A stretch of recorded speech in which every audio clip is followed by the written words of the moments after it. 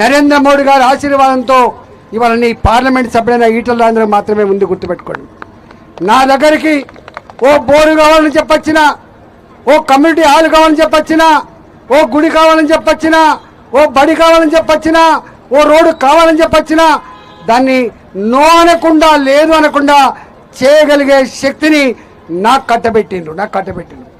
రేపు Bharatiya Janata party councillor అభ్యర్థులను మీరు గెలిపించండి. 2 పనులు చేస్తా. ఒకటి, పిలిస్తే పలికే కౌన్సిలర్ లాగా ఉండే ప్రయత్నం చేస్తాడు. మా వాళ్ళు ల్యాండ్ దందాలు చేయరు, మా వాళ్ళు లంచాలు తీసుకోరు, మా వాళ్ళు ప్రజలు వేధించరు.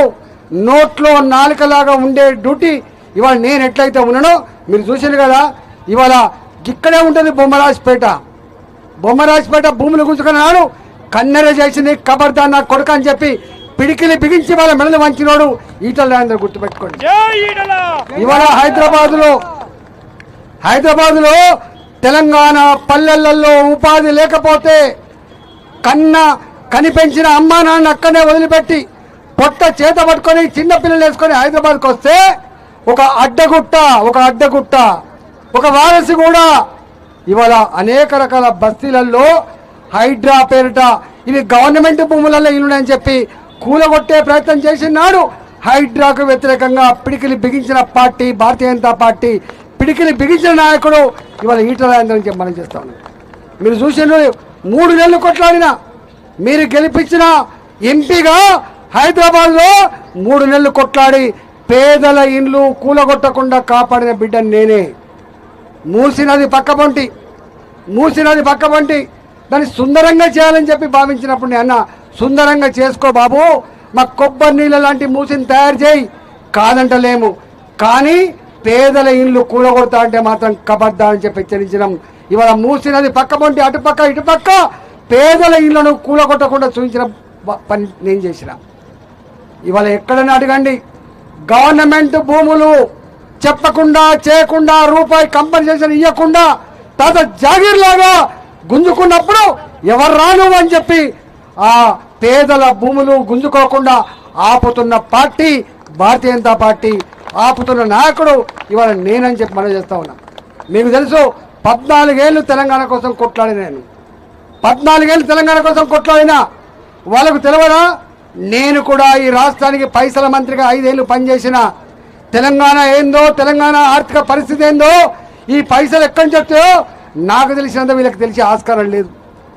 నేను కరోనా కష్టకాలం ప్రపంచమంతా కన్నీళ్లు పెడతా ఉంటే, భర్త చనిపోతే భార్య రాలేదు, భార్య చనిపోతే భర్త రాడు. ఆ కరోనా కష్టకాలంలో చచ్చిపోతే కుక్కసాగని చెప్పి బాధపడినాడు. ఆ కరోనా సందర్భంలో స్వయంగా ప్రధానమంత్రి నరేంద్ర మోడీ గారు ధైర్యాన్ని చెప్పి ప్రతి వ్యక్తికి ఆకలితో అలమడించకుండా 5 కిలోల బియ్యం చొప్పున అప్పటి నుంచి ఇప్పటిదాకా ఇస్తున్నమాట వాస్తవమా కాదా మీరు చెప్పండి. ఇవాళ మీరు అంటున్నారు మనం తింటున్న బియ్యం, ఒకనాడు రూపాయి కిలో బియ్యం అంటే ఎన్టీ రామారావు గుర్తొచ్చేది. కానీ ఇవాళ మనం తింటున్న బియ్యం నరేంద్ర మోడీ గారు పంపుతున్న బియ్యం అనే విషయం మర్చిపోకండి. ఇక్కడే ఉంటుంది కడకపట్ల, ఈ పక్కకు ఉంటుంది తుర్కపల్లి.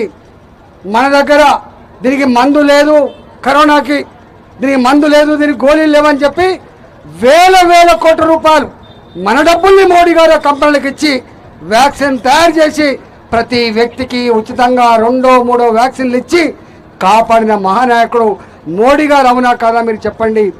దేశ ప్రజలే కాదు, ప్రపంచంలో ఉన్న పేద దేశాల ప్రజానీకానికి కూడా మన వ్యాక్సిన్ పంపించి ఇవాళ వ్యాక్సిన్ ఇచ్చి ప్రజల ప్రాణాలు కాపాడిన బిడ్డ నరేంద్ర మోడీ గారు, అవునా కాదా మీరు చెప్పండి. కాంగ్రెస్ పార్టీ అధికారం ఉన్న నాడు అన్ని స్కాములే, బోఫర్ స్కాము, బొగ్గు స్కాము, 2G స్కాము. కానీ మోడీ గారు వచ్చిన తర్వాత భారత జాతి తలెత్తించుకొని బతికేటువంటి ఒక్క చెడ్డ పని కూడా జరగలేదు. 11 ఏళ్ళుగా ప్రపంచంలో ఒకప్పుడు భారతదేశం అంటే పేద దేశం, భారతదేశం అంటే చిన్న దేశం అనేటువంటి ఫీలింగ్ ఉండే. కానీ మోడీ గారు వచ్చిన తర్వాత భారతదేశం ఒక కీర్తి పతాక ఎంత గొప్పగా ఉందో మీ ఊర్లలో నుంచి వెళ్ళి బయటికి పోయి బతున్నటువంటి వాళ్ళని అడగండి, చెప్తారు. కాబట్టి ఇవాళ మోడీ గారు ఆశీర్వాదంతో నన్ను గెలిపించిండ్రు. నాతో పాటుగా ఇవాళ మున్సిపల్ ఈ కౌన్సిల్ మీరు గెలిపించండి, తప్పకుండా మీకు సేవ చేసే భాగ్యం. ఈ మున్సిపాలిటీని అభివృద్ధి చేసే భాగ్యం కల్పించాలని చెప్పి కోరుకుంటూ ఇలా డబ్బులు డబ్బులు డబ్బులు ఏం చెప్పాలి. 30 లక్షలు ఉంటేనే టికెట్ ఇస్తారట, 3 కోట్లు ఉంటేనే చైర్మన్ ఇస్తారట. 30 లక్షలు ఎక్కడి నుంచి తెచ్చియాలి, 3 కోట్ల రూపాయలు ఎక్కడి నుంచి తెచ్చి పెట్టాలి, ఈ డబ్బులు ఎక్కడ తెచ్చి పెట్టాలి, మళ్ళీ ఎవరిని ముంచాలి, ఎవరిని ముంచాలి అంటే వ్యాపారం, డబ్బులతో వ్యాపారం చేసేవాడు ఓట్లతో వ్యాపారం చేస్తాడు, రేపు మన బతుకులతో వ్యాపారం చేస్తాడు. కాబట్టి ఆ డబ్బులు ఆ దావతులు మనం ఒక్కరోజు ఖర్చు పెట్టినంత పని కాదు. కాబట్టి ఇవాళ మోడీ గారి నాయకత్వంలో ఇవాళ కమలం పువ్వు గుర్తు మీద నిలబడ్డ మా అభ్యర్థులందరూ కూడా గెలిపించాలని చెప్పి కోరుకుంటూ తెలుసుకున్న భారత్ మాతాకి కమలం పువ్వు గుర్తుకే, కమలం పువ్వు గుర్తుకే.